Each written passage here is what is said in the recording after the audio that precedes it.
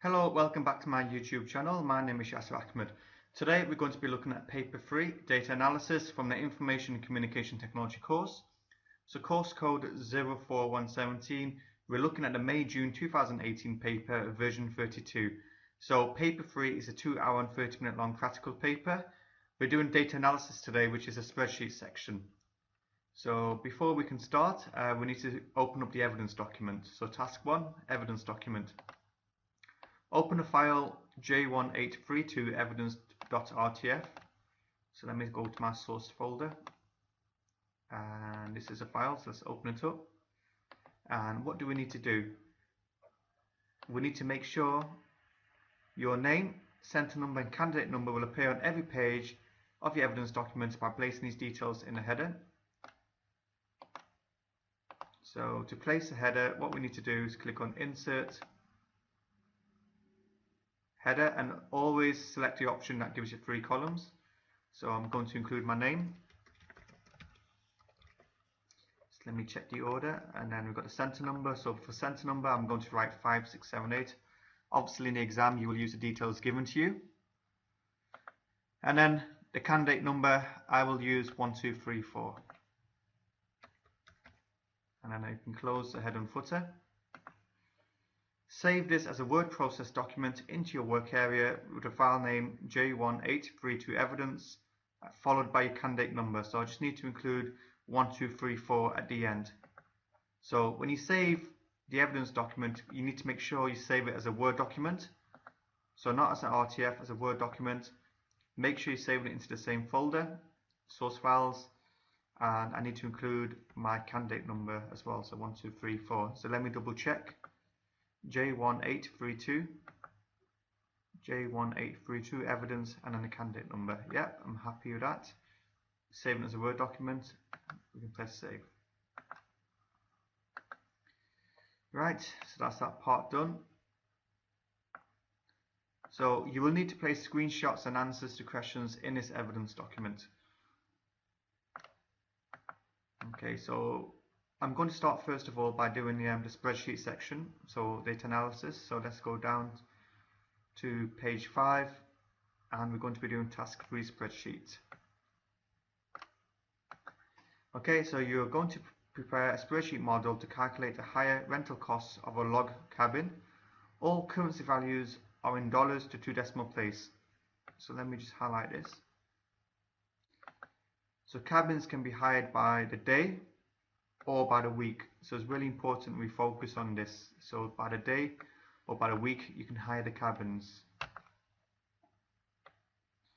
Right, so open a file J1832 booking.csv.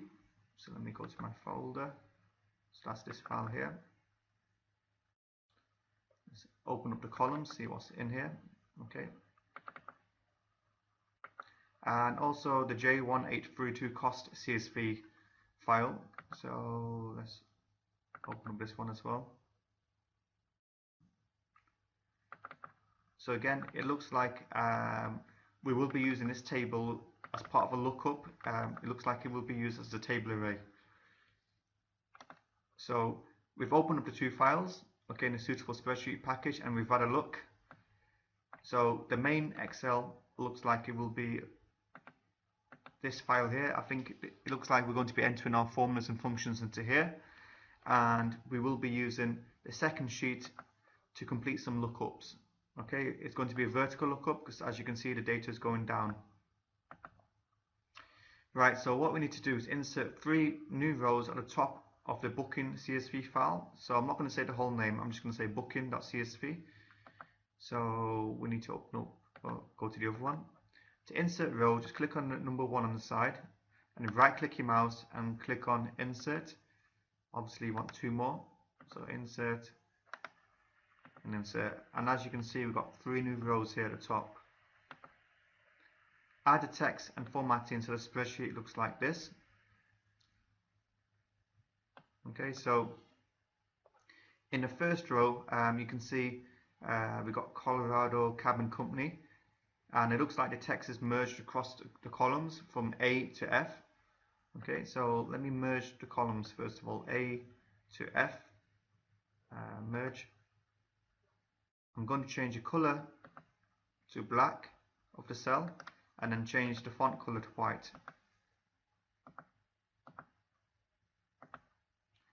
Okay, and then the second row also looks the same. We're going to merge across to the F column. Yeah, merge. Again, you want to change the color and the text. So when you do start typing the text, you can see is in that particular color. I'm just going to pause the video whilst I typed the text. Okay, so now I've typed the text. What I need to do next is to format the text. As you can see here in the picture, the font is slightly bigger to what I have at the moment. So I need to increase the size of the text. So let me just double check the picture. So the C is under the A and the Y is under the E. So yeah, that's close enough. And then let's also increase the size of this text so it goes pretty much across the 3 columns. Yeah, I'm happy with that. Okay. And the font, we can keep it the same. So save this as a spreadsheet with a file name J1832 underscore followed by a center number. So from a center number, I'm going to include 5678 and then underscore your candidate number. So you'll have J1832 underscore candidate number underscore center number. And make sure when you are saving, you have to save as an Excel workbook. If you don't, you will lose the formulas if you reopen the file. So CSV only contains values. So let's select Excel workbook. And we just click on here. I want to save into the same source folder. Let's delete that. So J1832. Okay, followed by your center number. So underscore 5678 underscore, and then followed by your candidate number. So we have the center number and then the candidate number. Save. Okay, so job done. Right, so let's move forward. So for evidence 4, take a screenshot showing cells A1 to F11 of your spreadsheet, including the row and column headings. Okay, and then place this into your evidence document. So from A1 to F1. So let's have a look. So it's basically going to be from A1 to F11. So if we have to take a screenshot showing cells A1 to F11. Okay, so I'm just going to zoom in slightly. So F11 is up to here. Just checking to see if all the data is visible. Yep. So let me take a print screen. And like I've said in previous videos, if you want to use the snipping tool, it's up to you.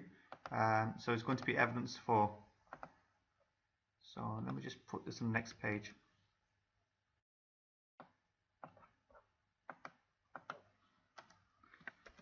Paste in, and then we can crop off the part which we don't want to show.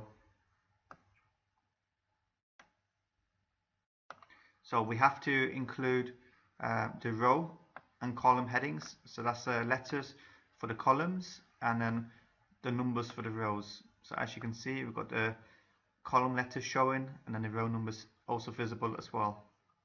It's going to, it's a bit better. Okay, let's save the evidence document.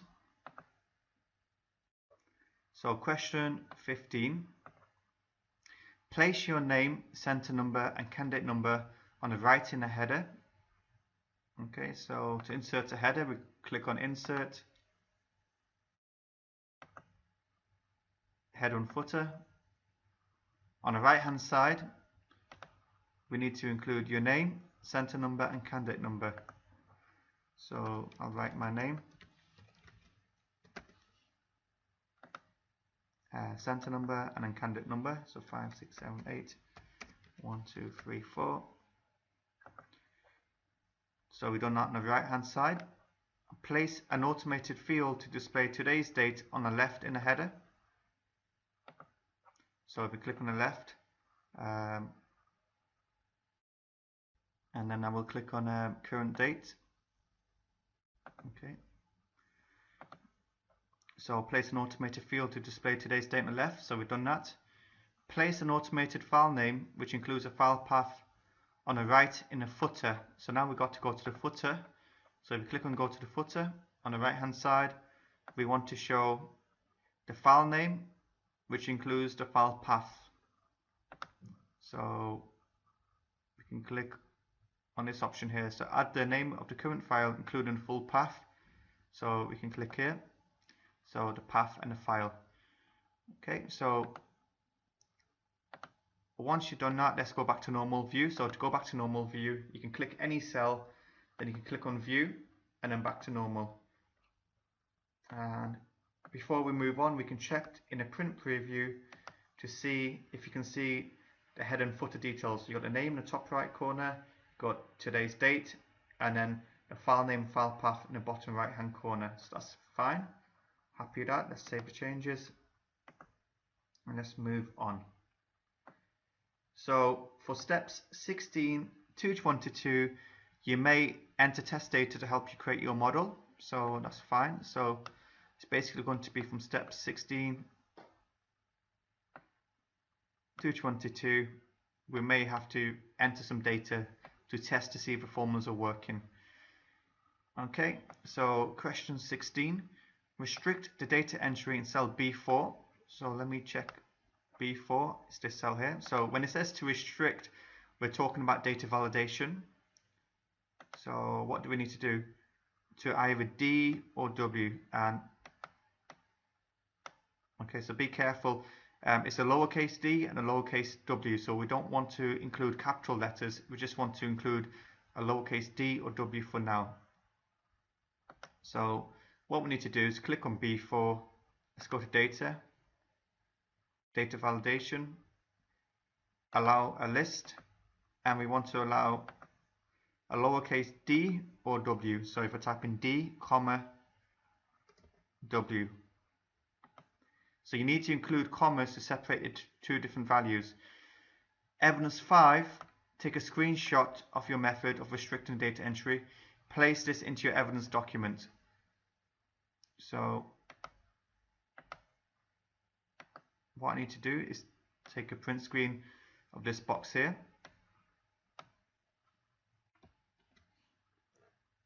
And this is evidence 5 now. And then what we can do, we can just crop and show the data validation window. And you want to increase the size so it's fairly obvious what will be the source data. Okay, so let me save the changes to the evidence document. Let's go back to the question paper.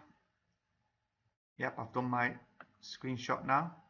Also, I've done my screenshot for evidence 5. So if we click OK, we should get a drop down menu. If you try typing in anything else, it should not be accepted. It should only accept D or W. If you try typing in G, for example, it's going to give you an error message. Even if you try typing in a capital D, that's not going to be accepted because we've only allowed a lowercase d or lowercase w to be accepted. Okay, so I'll just leave this as D for now. Okay. Question 17. Enter a formula in cell D9 to display. So D9 is here. Okay. What do we need to do?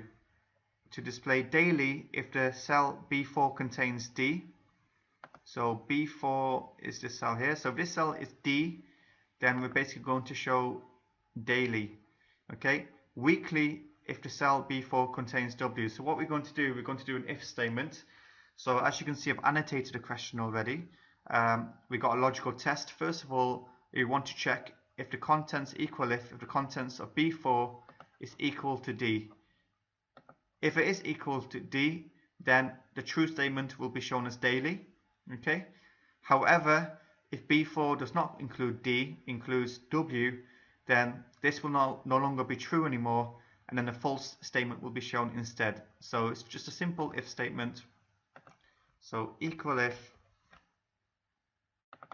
the logical test, we're checking to see the contents of this cell contains D, so you need to put D into speech marks, comma, and if this is true, so daily if cell B4 contains D, so if that is true, this is D, then we want to say in speech marks daily. So looking at this, at the moment it does say D, so this will be true, so daily will be printed once we finish the formula. Obviously if it doesn't say D, it says W instead, then a false value will be weekly, as you can see here. Close the bracket, enter. So at the moment the if statement is true, this cell here contains D, so therefore it's showing the true statement, which is daily. If I was to change this D to a W, now it's shown weekly because the logical test is no longer true. B4 does not contain D, so the statement is no longer true, it's false, so therefore it's showing weekly instead.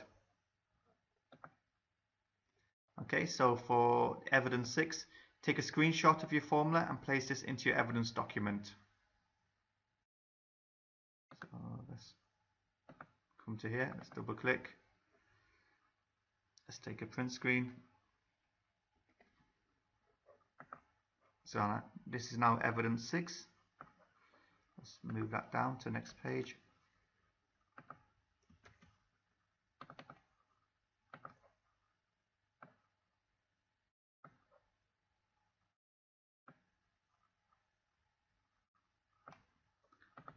And then we can increase the size. Okay, so always when you are typing out these formulas, follow the instructions shown. So the first part should be the logical test, separated by a comma. If the logical test is true, then a true statement. If the logical test is not true, then you should have a false statement. So always follow the steps shown here. Okay, so let me press save. After taking a screenshot. So it's always useful to annotate your question paper, or just to jot down the true and false statements, and also to identify the logical test.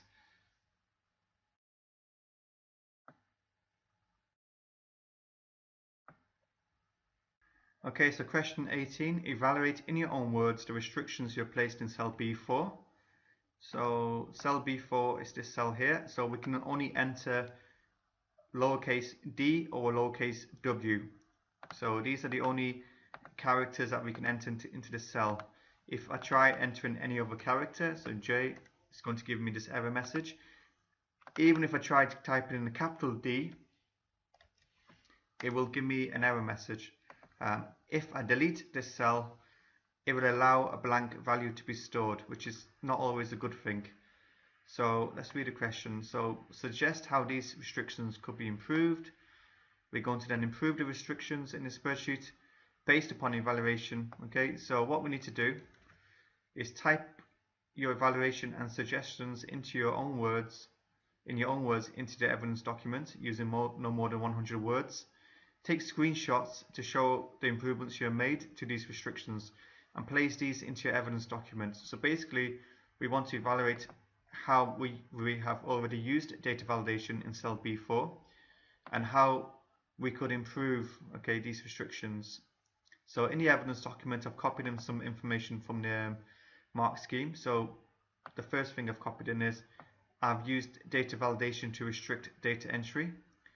Data entry is restricted to only items entered into the source list, so a lowercase d or lowercase w. So how can we improve? So my validation rules only caters for lowercase letters. It should allow for uppercase letters. Okay, and my validation rules should not allow a blank cell in B4 as it could cause an error. So the first thing we're going to do, we're going to include a capital D and a capital W. So the list source in the validation rule should be extended to include a capital D and a capital W. So let's do that first of all. So if I click on data and validation, and I want to include a capital D and a capital W. So that's the first improvement we've made. The second improvement which we're going to make is we're going to remove the tick box for ignore blank. So this will prevent B4 from containing blank data. Okay, so it's going to prevent B4 from containing no data. So we're talking about this option here. So we want to untick this. So we've made two improvements. We've unticked this, and we've also included capital letters here, so D and W. So let me take a print screen and place this into my evidence document.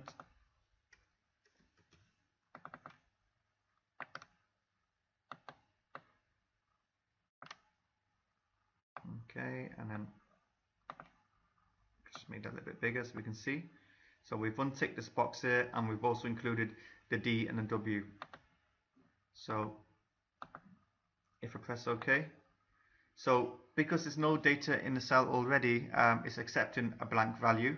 However, when I click down, you can see we've got the capital D or capital W. If I select D, so once we enter data into a cell, and then if I try and delete the data and I'm pressing enter, now it's not going to accept any blank values. Okay, so it's put the D back in.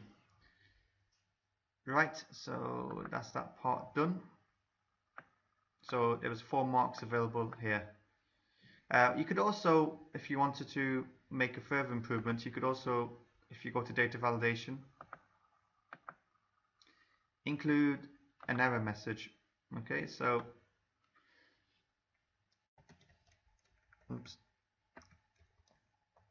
And we can guide the users. So let's say they make a mistake, they enter something that's not valid.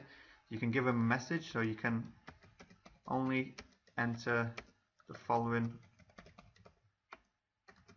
values.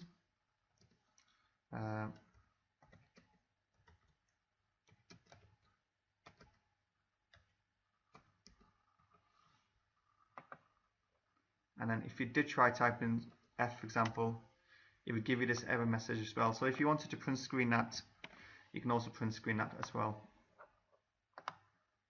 So that's just another improvement that's been made.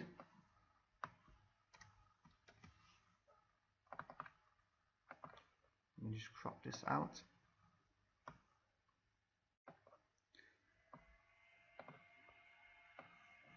Okay.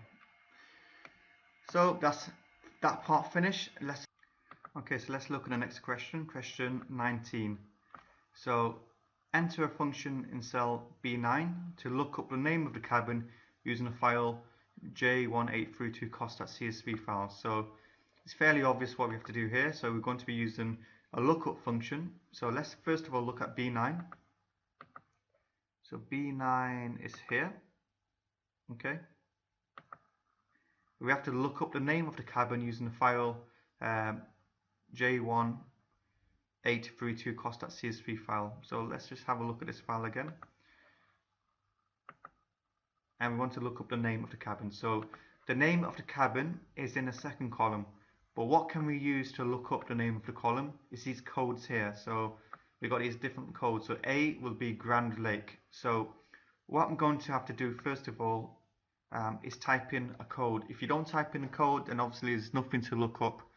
So this is now where it's really important we start looking at the data we have in front of us. So I'm typing in A. So in cell B9, I'm going to be basically looking up the cabin code. I'm going to be using this as a table array, so we'll go to the second column, and then we want an exact match. Okay, so let's go for it. So in B9 equal VLOOKUP. So we want to look up the cabin code, comma. The table array is in this cost CSV file. So we highlight basically what you're looking up and you go right. So we don't need to go any further because we've got this, the name of the cabin in the second column. Because it's an external CSV file, you can see it's automatically absolute cell reference. So this range has been locked in. Comma, the column index. So the name is in the second column of what we highlighted. So we can type in 2, and we want to see an exact match. Okay, once you're done, you can finish by closing the bracket. Because the value we're looking up is A, I expect to see Grand Lake once I press enter. and that's what we've got. Okay, obviously if you had no data in here, it would give you an error message. So you need to have some sort of data. You can't just write any old data. You need to refer to the table array. So, and you need to type in one of these values here. So if I type in L, it should give me Lakeview. So let's go back. There we go. So remember, you need to have a value that you should be looking up in a table array, and the lookup value should exist in the table array as well in a code column. So let me save the changes. Okay, so now we're on question 20. I'm just going to zoom in slightly because this is a tricky question. So we first have to enter a function in cell F9. So let me find out where F9 is. F9 is this cell here. To display the appropriate cost per day or per week for this cabin. So we need to find the cost per day or per week. Obviously, if it says D, then the cost will be by day. If it says W, then the cost will be by week. Okay, so we need to first of all find out if this says D or W. So we're going to be doing an if statement, and then the cost is going to be, let's have a look here. Is anywhere any information about cost? Nope. Let's look at this sheet here. So in this sheet here, we can see there's two columns. There's one column which refers to the cost per day, and another column which refers to the cost per week. So once we find out, let's say for example the cost is, if we go back to my Excel, so if the cost is by day, so this cell here is equal to D, then what we can do, we can look up this cabin code here, so B5, okay, and then we can basically look 1, 2, 3, 4 in the fifth column to find the cost per day. So I think L was the lookup value. So let me double check. Yep, so L will be lookup value, and it would retrieve £82 per day.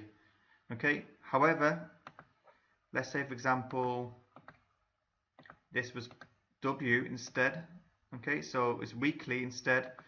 So we're still going to look up the same cabin code, but instead of retrieving, if we go to this one here, we're going to retrieve the data in this column here. So it's going to basically 1, 2, 3, 4, 5. It's going to be the sixth column, and it's going to look up L and refer to the sixth column to retrieve this value here, 451. If we do have a blank in that cell, then the false value will be just a blank space. So basically this is what we're going to do. We've got two logical tests. So the first thing we're going to be checking for if B4 contains D. So remember B4 is this cell here. If it contains D, if it does, we're going to look up the cabin code in a cost CSV file to retrieve the cost per day.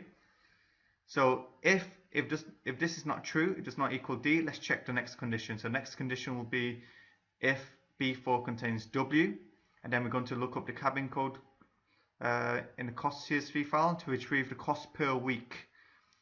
If B4 does not contain D or does not contain W, it contains a blank value. So when you do make the data validation, it will have a blank value.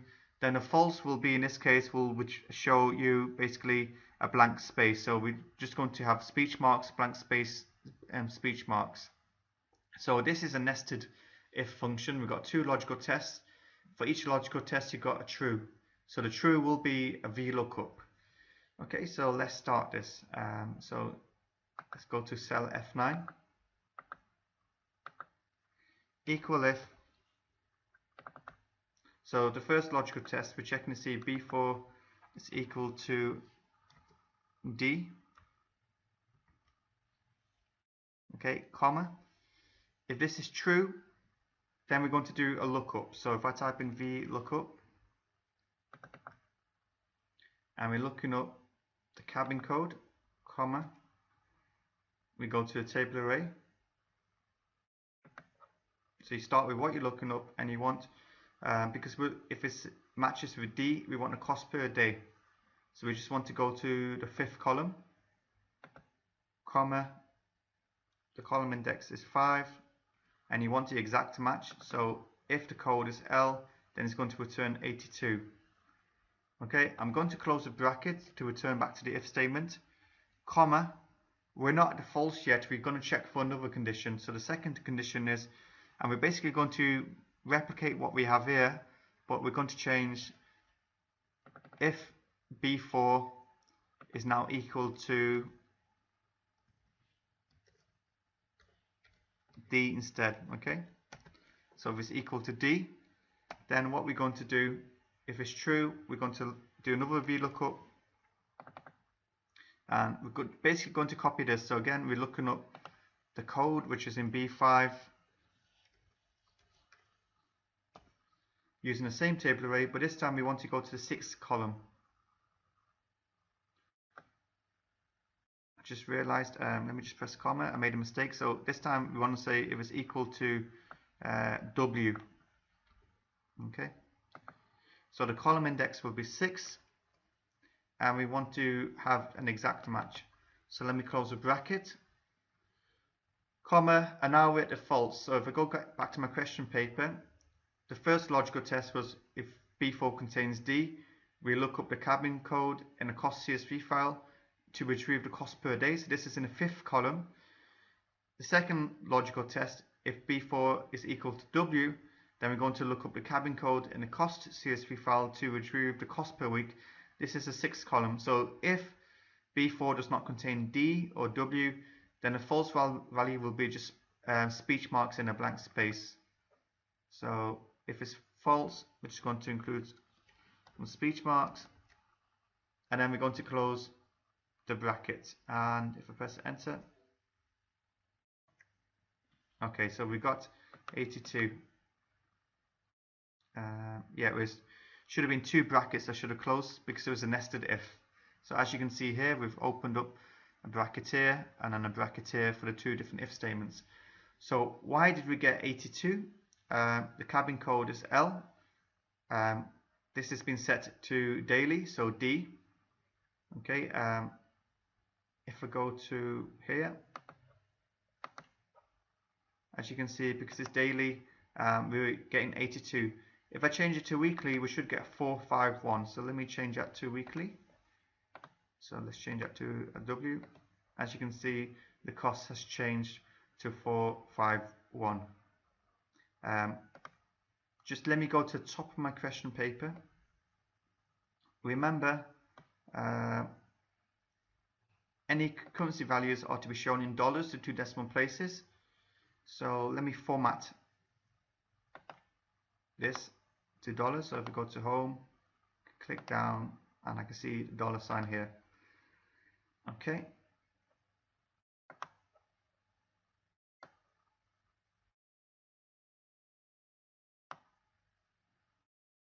Okay, just before I move on, I just want to check one more thing as well. If we go to my Excel, so I've selected a lowercase w. If I select the uppercase W, it should give me the same value. So if I select the lowercase d, it should give me 82, and if I select the uppercase D, it should also give me 82. So that's working fine. So basically, it's checking first of all to see if B4 contains D, and if it does, we're looking up the cabin code in a table array using the 5th column. Obviously, if this is not true, we check the second condition. So if B4 contains W, so it could be either capital W or lowercase w. If that's true, then we look up again a cabin code in the same table array, but this time we're looking up the 6th column, which includes the weekly cost. If there was a blank space, then it would show the false value, so it would show just basically a blank instead. Right, so let's move forward. So question 21. Enter a formula in cell B11. So where's B11? B11 is here. To calculate the total cost of hiring this cabin. Okay, so we need to enter a formula. So okay, so as you can see, we've got the cost, okay, but what we need to enter here is how many days or weeks we're going to be hiring this cabin for. Okay, so if you don't type in a value, obviously the formula will not work properly. So let's just type in 5, for example. So because this is set to D, it's going to be 5 days. Obviously, if it's set to W, it's going to be 5 weeks. Let's just keep it on days. So what we want to do, we want to basically multiply the number of days or weeks we hire multiplied by the rate. Okay, so it's going to be the contents of this cell multiplied by the contents of this cell. Enter. And again, we've got the currency, so I'm happy with that. Okay, that was quite straightforward enough. Right, so let's go down. So apply appropriate formatting. So that's basically where we have to apply the currency, which I've done already. Question 23. Now we have to save and print the spreadsheet showing the formulae. So let's first of all show the formulas. So if you click on formulas, show formulas, just the column sizes so we can see the formulas that we've used. The worst thing you can do, you can see this is a long formula, is to basically not show the full size of the column. So if I go across here, you'd be surprised the amount of people who print and they cut off the formula. So obviously if you can't see the formula, you can't give the marks. So just checking to see if all the formulas are visible. Yes, happy with that. So we're going to print in landscape. We're going to show the row and column headings. So if we go to File, Print, let's change to landscape. Let's include row and column headings. So custom scaling options, sheet, row and column headings. So this will include the column letters and row numbers. And then what I want to do, I want to basically print to 2 pages wide. So if I go to custom scaling options, so it's going to be 2 pages fit to 2 pages wide and 1 page tall. So the second formula is in this page here, and the first formulas will be on the first page, as you can see. So before we print in, we want to double check to see if all of the formulas are fully visible, all of the content is fully visible, and that's fine. So normally when you are printing formulas, it's default to print 1 page tall, 2 pages wide. So you send that to the print. Let me just save. Let's check the next question. So the contents of the cells were fully visible. Yep, we checked for that. Actually, before you do send to print, you should be always checking to see if your name and the center details and the head, basically the details in the header and footer, are showing on all of the pages. And in this case, yes, it is. Obviously, do not print your work if you've not included this information. So we're coming to the end now. So that's the first printout. So question 24. Enter the data to book a cabin with the code G. So let's take the formulas off. Let's adjust the columns.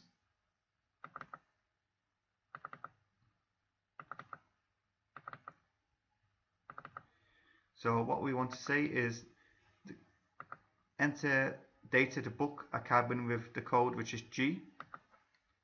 So let's change that to G.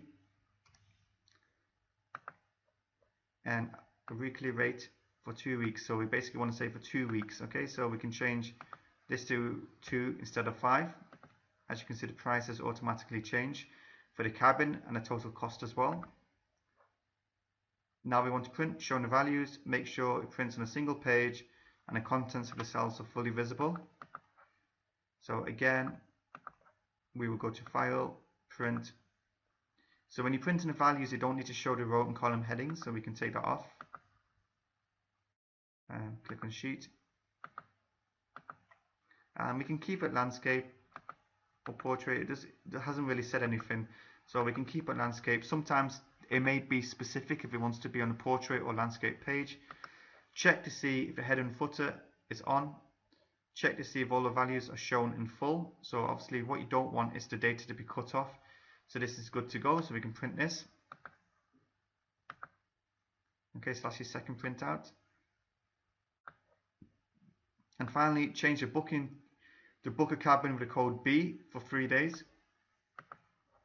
So this time I'm going to change it to B for 3 days.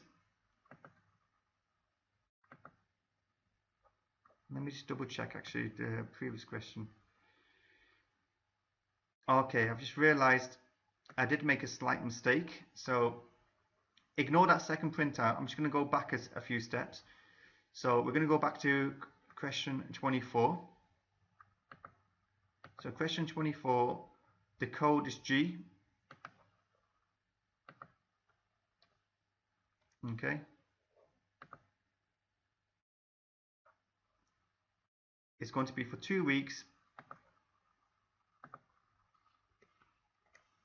And what we had to do was change this D to a W because it's weekly. Obviously we want to show the hashtag. So ignore that second printout. Always go back and check what you're doing. So I'm going to print out the second printout again. So obviously I didn't change from day rate to a weekly rate. So I'm going to print this again.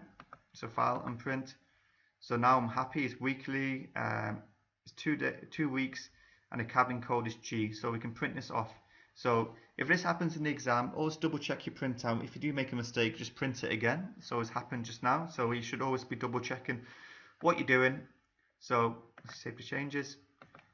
Okay, so I've just printed it again. So, and then finally, change your booking to book a cabin with a code B back to 3 days. So we've got to change it.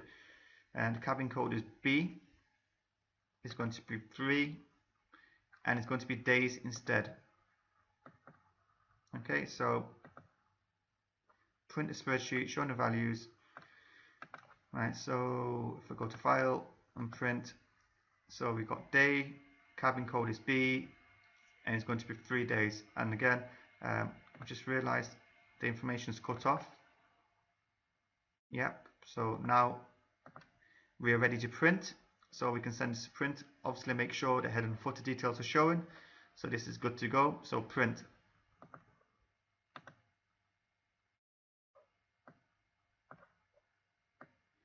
Okay, so we've come to the end of the spreadsheet section. So we've completed the spreadsheet section from the May-June 2018 paper 3 paper. So this was again quite a challenging question paper. It's really important to help if you are annotating a question paper, especially when you come to a question like this. So you had basically it was a nested if statement. We basically had to check what type of booking it was, and then we had to look up the relevant cost. So obviously there were 2 types of costs.